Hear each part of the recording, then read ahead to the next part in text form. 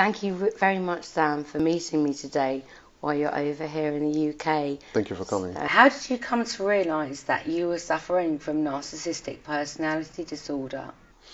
Well, it pains me to say that I'm a typical narcissist. I grew up in an abusive environment. Physical abuse, psychological abuse, verbal abuse. This is usually the template upon which narcissism grows and from which it emanates. I spent my life denying that anything's wrong with me. I went through life oblivious to the harm I was doing to myself and to others, until I've hit rock bottom. And I've hit rock bottom 3 times in my life, and every time I hit rock bottom, I was diagnosed by a qualified mental health practitioner as a narcissist, someone with a narcissistic personality disorder. It didn't sink home the first time, it didn't strike home the second time, but the third time I said to myself, I have to find out what this thing is. It's cancerous, it's malignant, I keep losing everything I have, starting with loved ones or people I believed I loved, and ending with property and finances. So everything was crumbling around my ears, time and again. Is that what you mean by the rock bottoms, that you'd lose The rock bottom everything? means that I was left penniless, loveless. I've been abandoned. My wife divorced me on the second occasion. I lost my reputation. I was unable to function in my profession, and so on and so forth. So this happened once, and then twice, and then thrice. And each and every time, the narcissistic personality disorder kept cropping up, kept popping up. And I said to myself, I've got to find out what this is. The second time I've been diagnosed in jail. I did time for financial fraud, securities fraud. And I was forcibly, it was part of my probation conditions. So I forcibly attended a series of diagnostic tests and then quasi or pseudo therapy. And again, narcissistic personality disorder cropped up. So I said, I have to find out what this is. And I began to search for information. I was flabbergasted to discover that there was nothing on the topic, literally nothing. The diagnosis, narcissistic personality disorder, was added to the Diagnostic and Statistical Manual in 1980.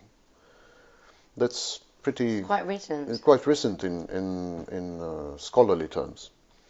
There have been 2 books on the subject.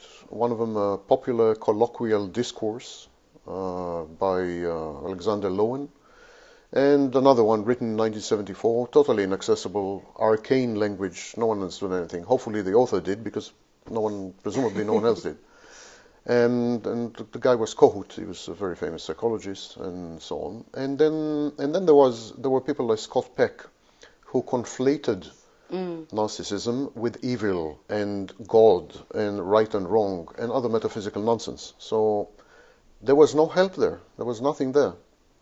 I had literally to invent the language with which I could describe my own experiences. At the time, I didn't have any aspirations as an authority on the subject. I just wanted to understand myself. Yeah. So I kept observing myself, introspection, and I had to invent the language with which I could describe my inner processes, my inner dynamics.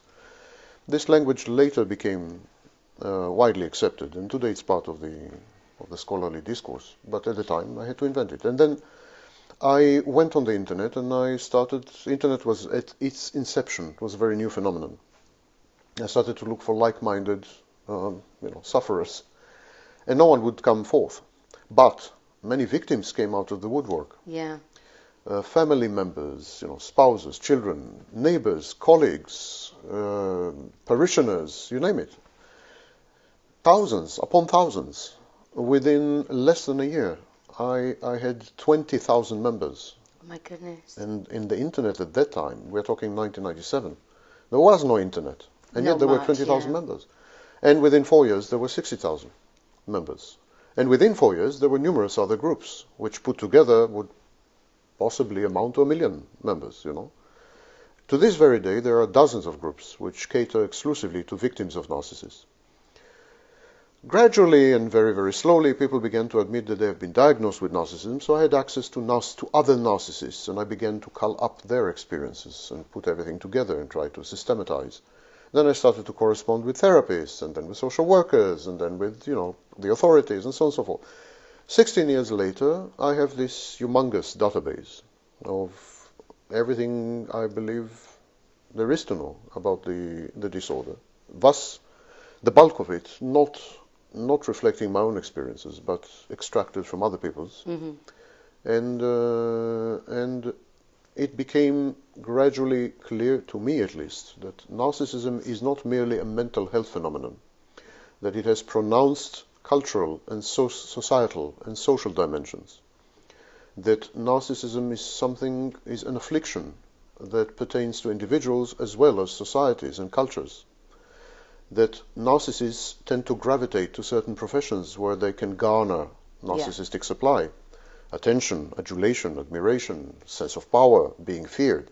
So narcissists and psychopaths are overrepresented in professions such as politics, the clergy, show business, the media, no offense, and so on. So we were now talking about job characteristics, whole careers, entire professions. Mm-hmm.